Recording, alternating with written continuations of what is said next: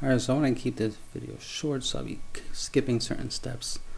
But mainly is there's the right way and the wrong way to NetDeck.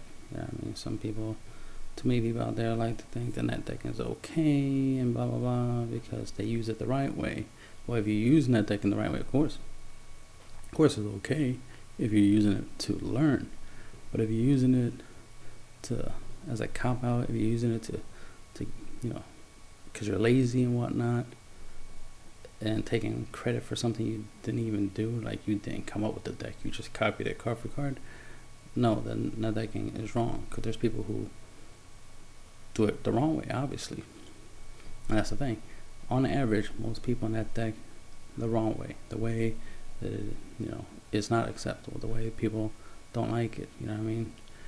It's not much you can do about it. People are gonna NetDeck, people are gonna NetDeck, people are gonna dick ride, they're gonna be wanting to do what someone else does because they can't do it themselves or couldn't come up with it themselves, so they're gonna copy someone else.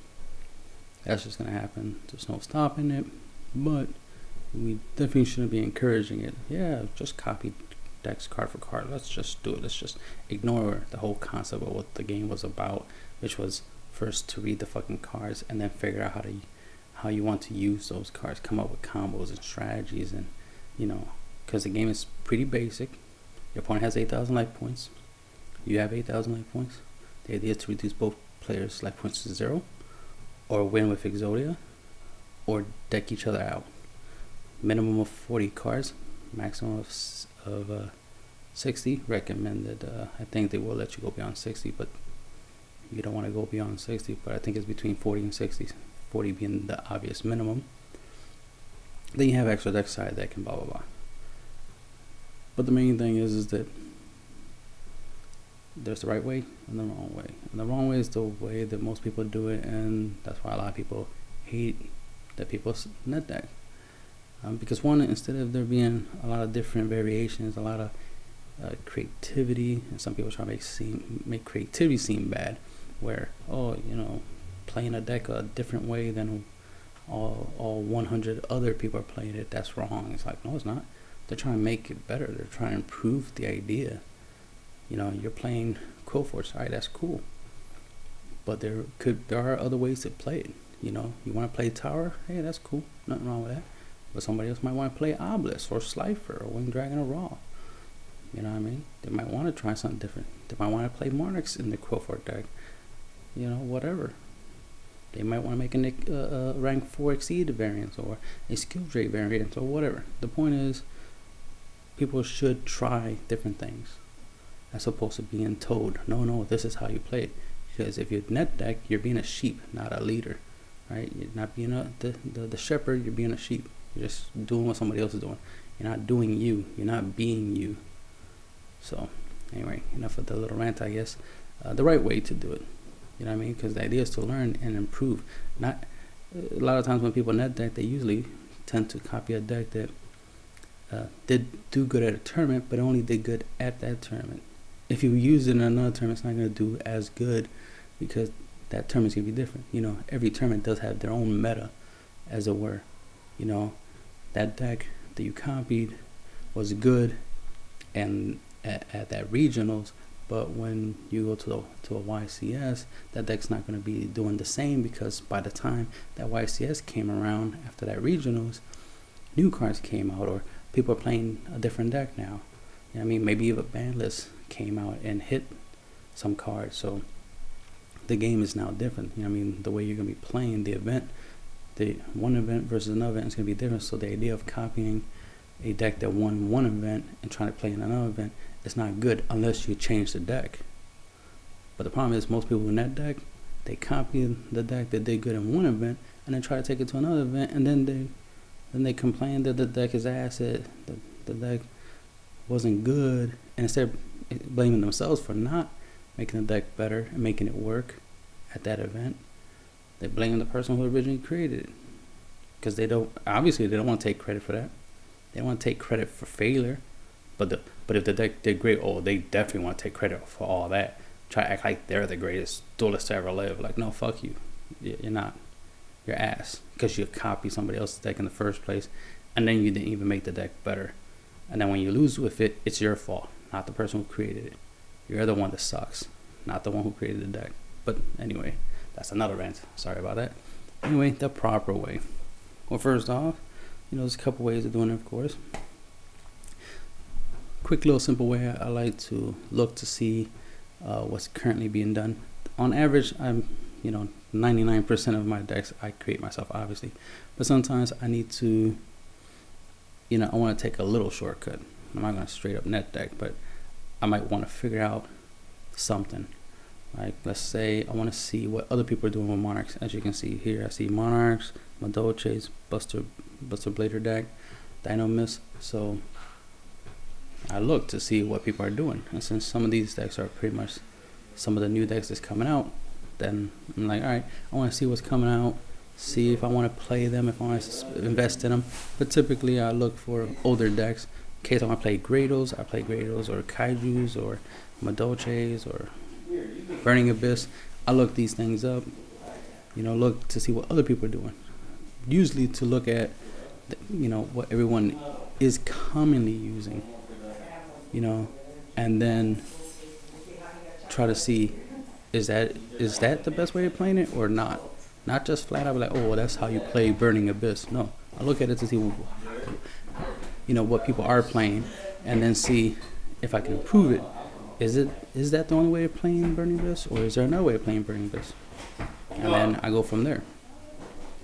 So sometimes somebody has already play tested a strategy. They already use Monarchs in a certain way that works pretty good, and it's like, what, I do like that concept. I don't like the deck build particularly, because there's cards in there that I wouldn't use, or I have used but never really get the most out of, and I have way better ideas. So then I move on from there. So then I just look for something better. So as you can see, I'm seeing a good amount of Monarchs and some Atlantean stuff. So Pepe, of course. Yeah, I'm not trying to make a Monarch deck. So let's see. What am I? Alright, well, let's go straight into here. Careful. Thinking of what Careful. I could just quickly make. I guess I'll just, since I saw Monarchs, I could just, as an example, just to get things started. As you can see, I already have like a template of, this is my staples. These are the cards that I pretty much use in almost every deck. As you can see, we got Twin Twisters, Solemn Notice for mainly for pendulums. MST could be used against pendulums.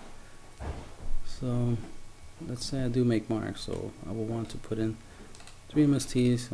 I need to get rid of anything that could slow me down, like Master Restrict, Benny's Emptiness, Goes a Match, floodgates. You gotta have outs to floodgates. But MST and Twin Twister obviously helps you against pendulum based decks. Once Reincarnation, I guess I keep it in there, right? Because of the fact that I want to recycle my Monarchs. So if one of my Monarchs gets destroyed, I just want to reincarnate back to my hand. I'm not using Treeborn Frog variant, where I use Treeborn Frog. Let's see. Maybe I want to go with the. No, that's the Vork. That's not the one I'm thinking of. Where is it? Double checking. Maybe both players extra deck. Oh yeah, it is. It is the Vork that I'm thinking of. So let's say I want to play with the Vork. And then, since I don't like back row that much, let's say I just want to throw in Godo Mobius. Gotta have that back row, gotta have the outs. And here goes some more stuff. So obviously you want to use Idea. And where's Adios? Adios.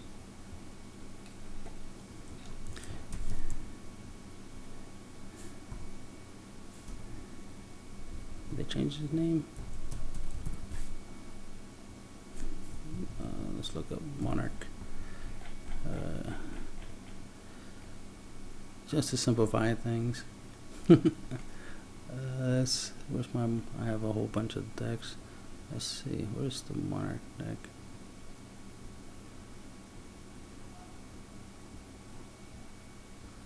I have Quantum Rangers for Monarchs. I should have just a Monarch deck.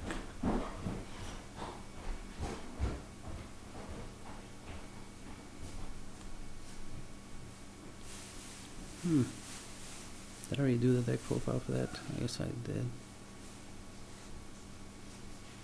Quantum Ranger Monarchs. You know what? That's the one I should go with.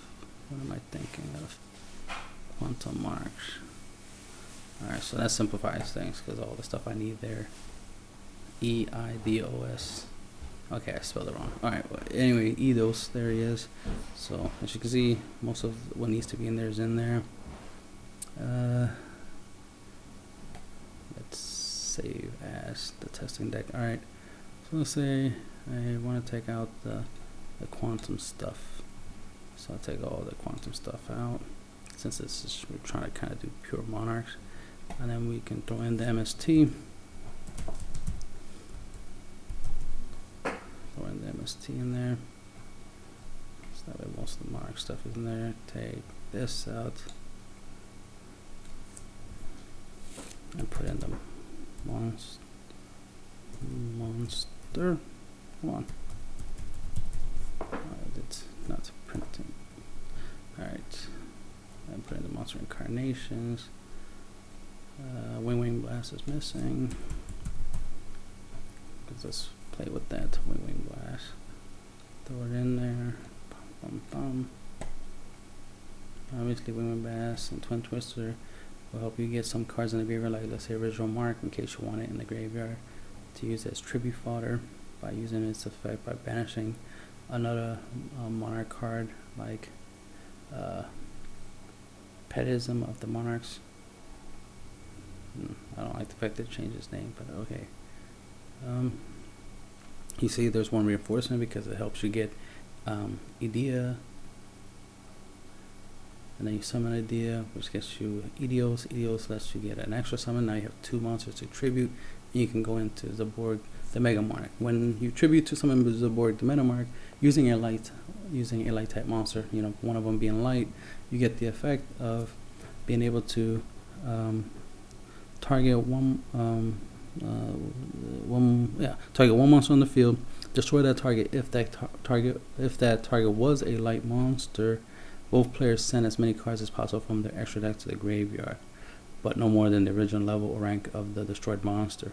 So I always target Zaborg, the Mega Monarch himself, because he's an 8-star, and so that means I can do rank. I can do 8 cards from my opponent's extra deck, as well as send 8 from my extra deck, which is why this works pretty good with the Quantum Rangers, or the Quantums. I like calling them Quantum Rangers because they remind me of Power Rangers, but with the Quantums. And of course I wouldn't need these because I don't have the Quantum strategy anymore, since I'm not using the field spell or anything, but you get the idea. And of course, you know, should have stuff in your extra deck.